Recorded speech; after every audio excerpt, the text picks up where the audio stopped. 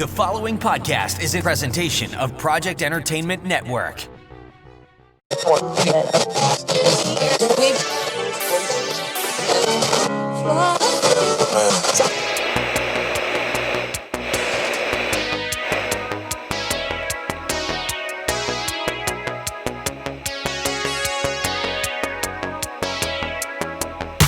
You're listening to Creeping Wave Radio, a documentation of our decidedly creepy escapades here on YouMind, once the mics go off.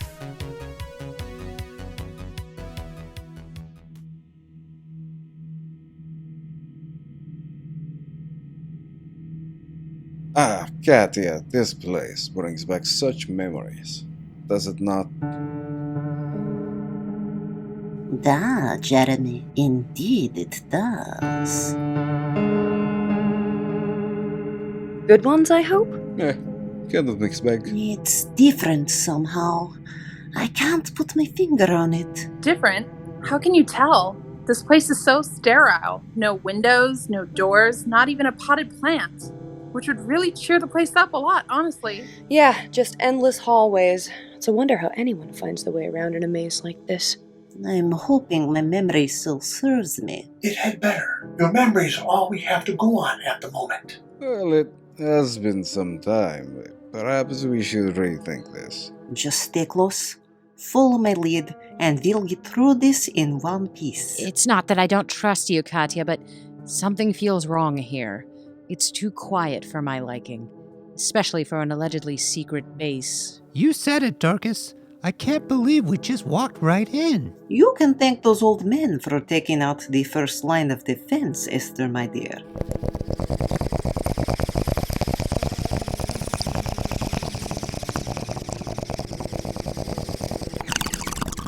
Oh, hey guys, be with you in a moment. Yes, on our way. Just go on ahead.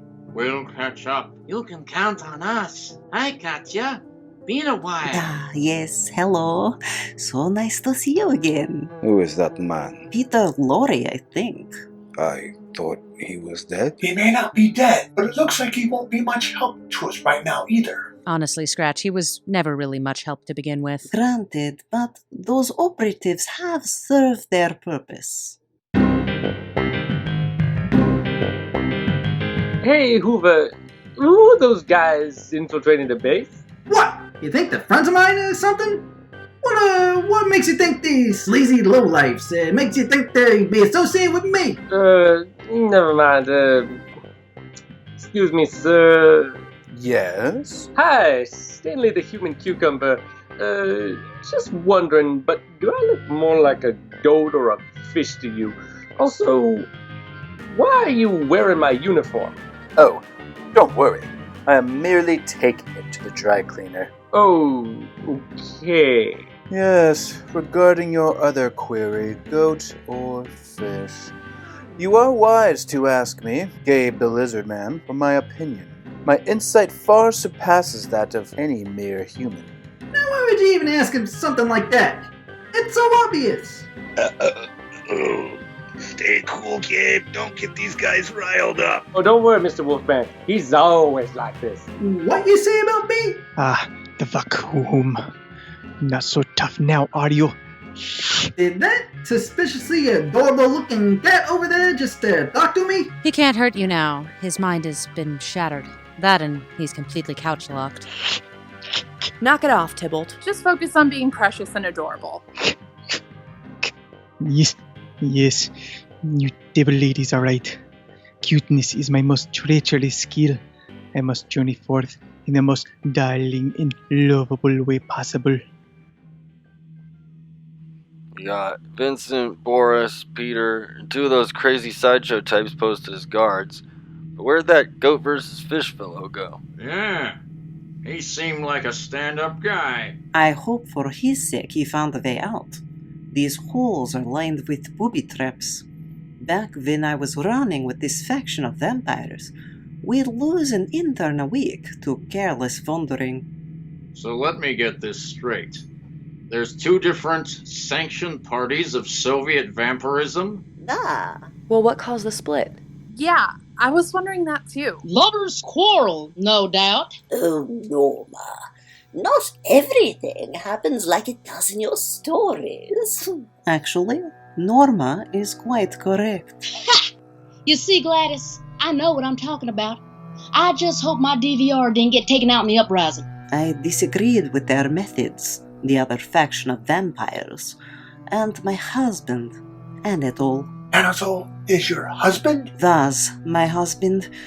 We worked on the Serpent project together, storing living energy to heal the sick and infirmed. Our research was based on creatures we discovered, natural vampires. You mean the Amaranthians? Like Napoleon? They were one variety, yes. Much of our research came from studying them.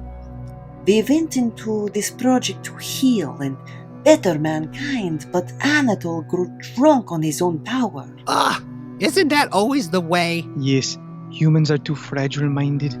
When we cats take over, we will provide you with much-needed discipline. You mean when we reptilians take dominion over this planet?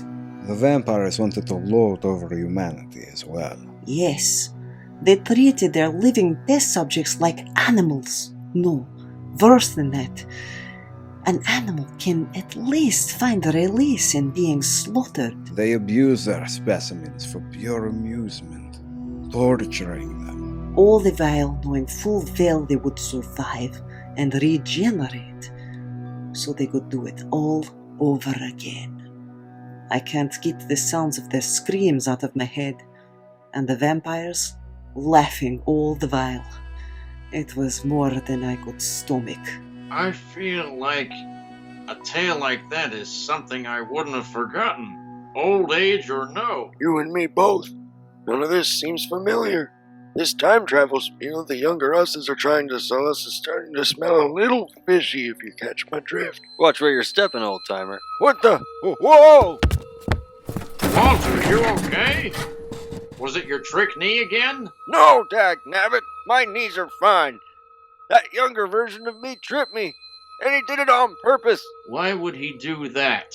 You tell me. Come on, we told you. We're you guys, but from the future. He means the past. Halt! Everyone, remain perfectly still. What's going on? One of the traps has been set off. Walter, what did you do? Me? I didn't do nothing. It was that young ne'er-do-well in the skinny tie what tripped me. Look out, the floor's splitting apart! Everyone, back up against the walls. A pit is opening up underneath us. Looks like there's water down there. No, not water. Why did it have to be water? Oh, cool fate. Hush, adorable kitty. I shall protect you. Yes, pick me up. And also provide me with chin scratches.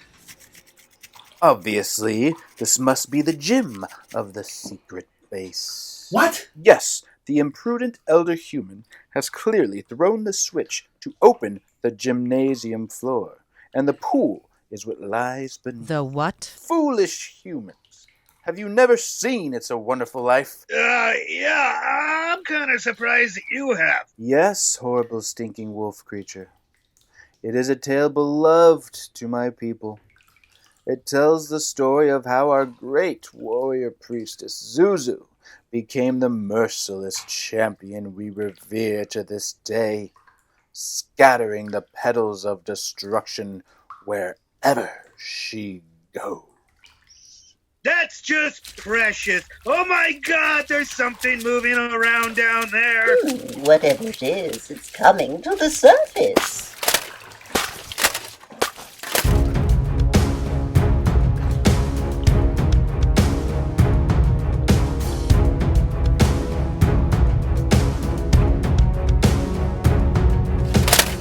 Looks like we have some new combatants in the arena. Kalmargula? Well, hello there. I'd make introductions, but I doubt you'll be staying long. I'm Octavius. Hi. I told you, you let me do the talking, okay, Octavius? Sorry. Merciful heavens! They're giant squids! And they're wearing Roman armor. Oh, wow. Way to state the obvious. I'm an octopus, actually. They're squids. Not that it matters, really. Doesn't that hardware get cumbersome underwater? It is a symbol of our power. Oh, you get used to it after a while. Meh. Look, we don't want any trouble. We're just here to collect our friend. Big, creepy-looking redhead looks perpetually confused. Have you seen them? Ah, yes. I saw them move that prisoner into containment some time ago. Very trusting of you to presume they're still alive. Don't worry. They're fine. I just brought them some tea and biscuits like 20 minutes ago. Oh, shut up, Octavius. Seriously, you're like the worst legionnaire ever. No, I'm not. Just never done this before. None of us have actually. Oh, come on, Meredith. Not you two. Oh, well, they told us things would be different when we left the freak show. That we wouldn't be excluded from everything. Well, now they just leave us floating around the tank all day. Just on the off chance someone trips the trap. So I'm sorry, Cal. But to be quite frank, I'm not exactly sure how this is all supposed to go down. Yes. Care to tell us? Oh, come now. It's plainly obvious, isn't it? No, it's not at all obvious. Thank you. That's exactly the point I've been trying to make. Ignore these peons and their babblings. No one may pass through this hallway without defeating us in combat. We can't pass anyway. Not with the floor retracted like this. Nope. We're kind of stuck up against the wall here. Really, the water pit would have done the job on its own. I don't see how we'd be able to get back out of that. I agree. Your position seems a little... What's the word I'm looking for? Superfluous. Yes, thank you, Gabe. You are welcome. Dainty human female. Well, that hardly seems fair. We've been waiting for so long for a good fight. And it's dreadful being cooped up in that fishbowl as part of a booby trap. I really don't feel like going back into the water pit with these guys. No offense. No, we're all thinking it. None of us have any personal space down there. The bathroom door doesn't even close all the way. I hate that. It's disgusting. You're really quite sure you don't want to give us just a bit of a rumble? A chance to stretch our legs? Oh, we have a lot of them. No thanks. They're good. Not even about the fisticuffs? I don't believe my ears. Young people are so apathetic these days. I'm surprised at you, Darkus. Ooh, I've just been aching to break some bones since we left the retirement home. We don't actually have bones. Is that going to be an issue? Oh, no, dear. We'll make do. What are you girls doing? Have you gone all loopy? They're negotiating us away off this ledge, that's what. Tell you what, we three'll jump down here in the pit with you, slap you around for a while, whoop, whoop, whoop, and if we win... You'll let us join your intrepid crew?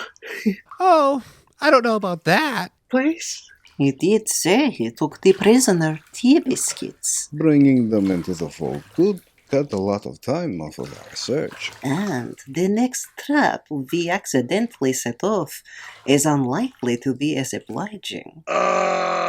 You really think we can trust these guys? I trust no one. But these three may be of benefit to us. So it's settled. We'll do combat directly. If you win, we agree to join your crew. Grudgingly, mind you. But not really. And on the off chance that you might happen to win, what happens then? Well, I suppose we could just hang out with them for a while. Just a spell. Though we don't breathe so well underwater, Just for a little while.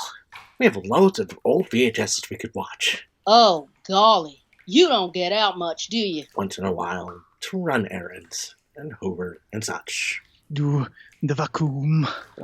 No, we don't get out as much as we might like. Enough talk. Let the battle commence. Be free.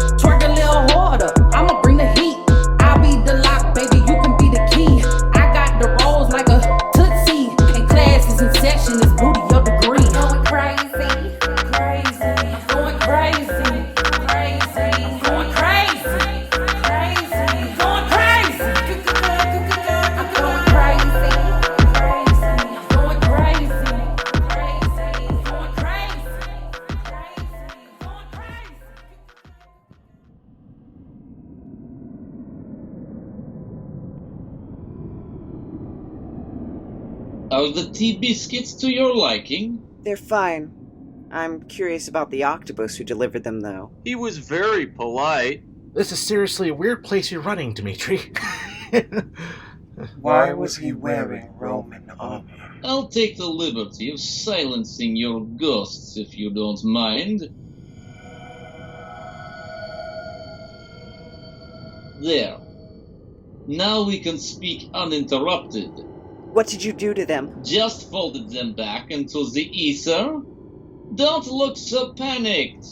They'll find their way back in time. They always do. You can do that? Do you take jam? No, thank you. She didn't either. Your mother. She was quite fond of this particular biscuit recipe. Not enough to stick around, apparently. Regrettably not.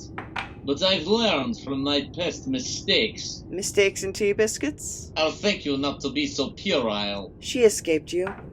And apparently I did too, which means it's more than likely I'll do it again. I just don't remember how I pulled it off before. Yes. Memory slippage is a burden, or so I hear. To queer your little fantasy, you've never escaped me, Napoleon. I let you go. No, of course not.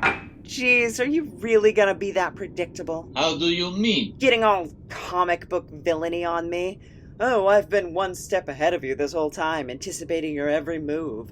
I mean, it's real easy to say that on hindsight, but, well, it's bullshit. Would you care to know how you quote-unquote escaped from my compound after I recovered you from the Great War? Why do you have to say quote-unquote? I'm standing right here. You could just do the little quote fingers thingy. Your dear Katya had become a voice of dissent in my ranks and a liability. You and she have that much in common. I'm not really following. No, of course not. She was too weak to tolerate the barbarous rigors that true science requires. Wanted us to pander to our subjects like children. They were children. But you weren't. I needed to cede her some small victory. Some encouragement for her to strike out and leave our operation of her own volition. Why not just kill her? Because there's a certain power in martyrdom which I was unwilling to grant. Wow. However, as my rival, she was in every way my inferior. She couldn't even hold command over her own rebel adjutant. It was I who had to pave the way for her and her followers' departure. And were you gonna get around to how you did that, or...? I had a list of clients who regularly required the use of our specimens. Nice. Some of whom I knew to be more than eager to procure such services on a more permanent basis. To own us. I simply planted a seed in their mind, suggesting certain operatives might be more willing to negotiate such terms than I was. Specifically in the mind of one client, who was very fond of you, one with certain assets that were of interest to me.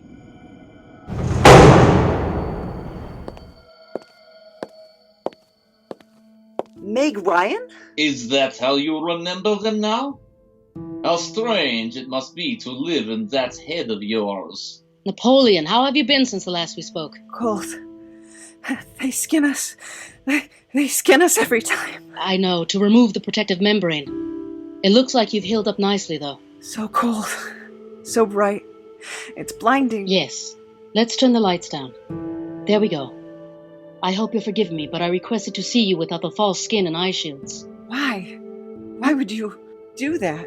Because I know those vampires are too afraid to get near you without them. But I'm not.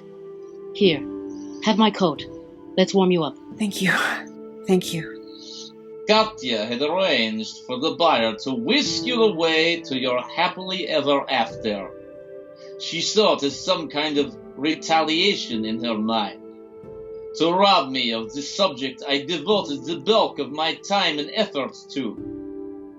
She was foolish to think I wasn't puppeteering her every step. I brought you something. Oh, well, thank you, I guess. What is it? A phonograph, a portable one. I have a much better model at home, but I can't really use it myself. Why? Never mind that. I know you said you missed music and dancing the way you did before the war, when you weren't beholden to anyone but yourself. Before I was captured, you mean? I thought maybe you might like to dance with me. What? If you do me the honor. I suppose that would be all right. Here, take my hand. I'll lead. Why? Well, I suppose that's not important, is it? You go ahead.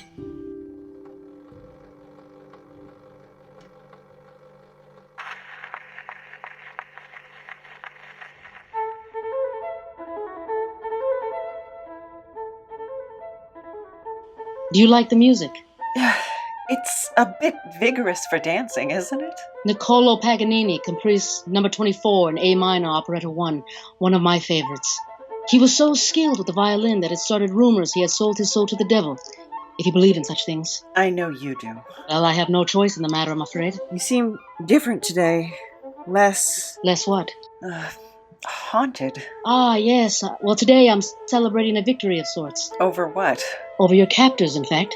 I don't understand. Napoleon, I've made an arrangement with Katya, a contract of sorts. Today you'll walk out of here on my arm, and you'll never have to come back. Never. But how? I've bought your freedom. How? I'm taking you away from here, away from the men who torment you, and see you as little more than a pretty contrivance. They won't let you. They'll come find me, no matter what you and Katya agreed to. No, you don't understand.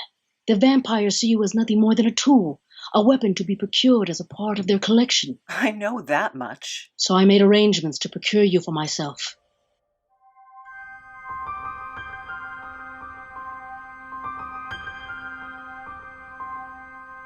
I see. You didn't buy me my freedom. You bought me. Don't think of it that way. Oh, Napoleon, if you only knew how long I've been searching for you, my angel. Since the very day that we both were cast out. I told you I'm not her. I'm not whoever this woman is you're so madly in love with. I'm not some ancient entity. I can't be. I was only just born in 1880. Time is different when you're immortal. Your soul could have been cast into any era, any time, and I've waited so patiently for you to be revealed to me. I'm not her. I know you don't remember, but I do. I'd recognize you anywhere. No, I tried to tell you. It's an illusion. But it isn't. Yes, it is. It's my training to bend ether, to make people see what they want or who they want. To make people fall in love with me and run away in fear. It's become as regular as breathing. So beaten into me I couldn't stop, even if I wanted to. Doesn't matter what body you wear, I can see beyond all that. Beyond the flesh, down to the very soul within. If you knew how many times I've heard people say the same thing. Why would you scoff at a chance for freedom? Because this isn't freedom. It's being sold to another master. You're still in love with the woman from your dreams. Is that it? Why would you bring that up? Who is it she comes to you as? Some actress you fancy? Polaire. Yes, Polaire. Quite taken with her, weren't you? I guess. You saw her perform in Paris before the war. It doesn't matter. Everything's gone now. Yes, but watching her up on that stage, hearing her sing. It's probably the last memory I have worth remembering. You think this succubus who comes to you in your dreams, wearing the tattered guise of an old memory, is out there? In the real world somewhere? I know she is. You believe there's some woman who all these years has been hunting you through your dreams, looking to reunite with you. Yes. Why? She comes from, well, wherever I did. Whatever dimension Amaranthians come from. We can go back there when we dream, or I can. So you've told me.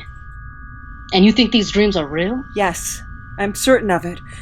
And of her. How can you be? Because I knew her from a time before I was made to wear this body. We're bound to one another, her and I. Yes, that much I believe. So then, when at last she finds you, how will you know her? Surely you don't believe she'll appear to you as this Polaire herself.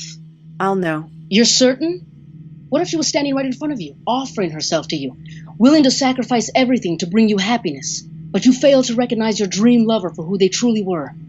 Because they failed to come to you in a familiar disguise? What then? That could never happen. I see. Quite a gamble you're taking. Maybe. but I'd resent being used as a bartering chip between you and the vampires, even with Polaire off the table. Yes, of course. Perhaps I wasn't thinking straight. I'm not used to being on this end of the contract, you see? Well, what are you gonna do with me? See you to the car, get you a fresh change of clothes, and then drop you off wherever it is you desire. All the way to Paris itself, if it's your wish.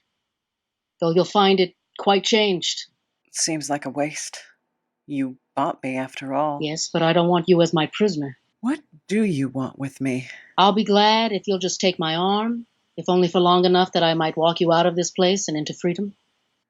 Well, then allons-y.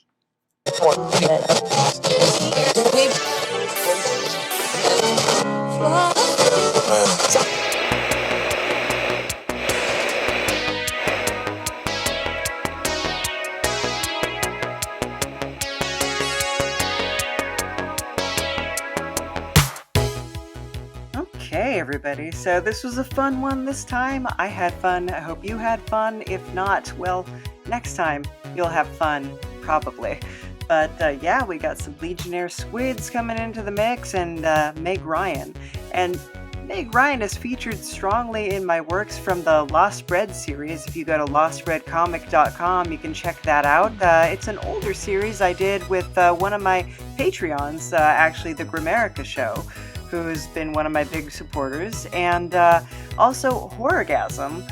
I did a Creeping Wave comic for Horrorgasm, so it's in their summer anthology, and you can actually pick up their bundle, which is all the seasons of Tales of Horrorgasm, the comic anthologies. There's a whole bunch of them. There's, spring, summer, fall, all that stuff. You can pick it up, all of them, for $20, and my story's in there, The Hostage, plus I did another story that where I was just the illustrator for. But The Hostage actually relates specifically to this episode and the previous episode, so if you're interested, you can check that out by going to horrorgasmsd.com.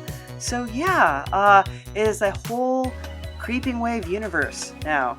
Yes, the extended Creeping Wave universe. And it wouldn't be possible without my Patreons, the Grimerica Show especially, Nikki Benfield, and Neil. And of course you guys, and gals, and everybody else. And I just am so grateful that you are listening and coming along on this ride with me, because I'm pouring everything into it right now. And it's really an honor that, yeah, you're participating in this with me. So leave a comment, let me know what you think, let me know if you're listening to it, drop me a line on my social media, all the links will be below. And of course I want to thank Dumb Blonde Rapper, who contributed the song Cray Cray that you heard during the fight scene. She is an amazing talent, and you guys should definitely check her out. Check out all of her music, and check out, social media links are going to be down below. You gotta check her out. She is a very talented young lady, and we are really happy to have her on the show. This is the second time she's been on the show.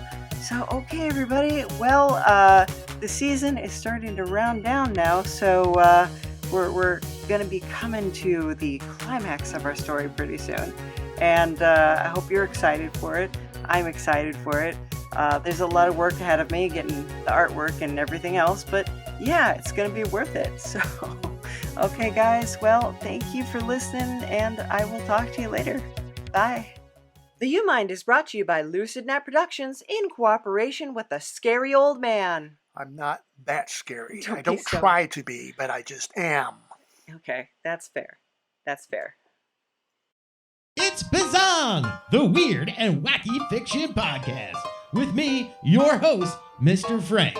Every Monday, we're talking to everyone who's anyone writing weird and wacky fiction. So if you enjoy reading funny and strange books, or you enjoy writing funny and strange books, join us on Bazong each week to learn along with Mr. Frank. Bazong every Monday, a part of the Project Entertainment Network.